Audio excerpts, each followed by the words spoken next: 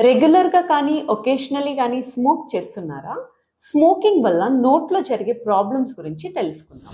Smoking వల్ల పంటి పైన యెల్లో ఆర్ బ్రౌన్ స్టెయిన్స్ ఏర్పడతాయి. నోట్లో బ్యాడ్ స్మెల్ వస్తుంది. లిప్స్ అండ్ గమ్స్ డార్క్ కలర్‌గా మారిపోతుంది.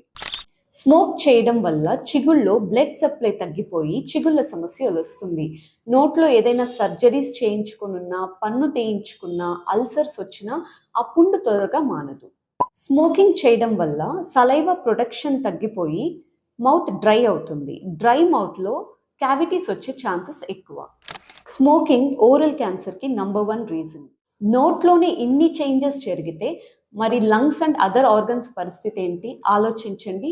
స్మోకింగ్ మానేయండి. నోట్లో ఎక్కడైనా వైట్ ఆర్ రెడ్ ప్యాచెస్ ఉండి 3 వీక్స్ తర్వాత కూడా అది మానకపోతే డాక్టర్ని సంప్రదించండి.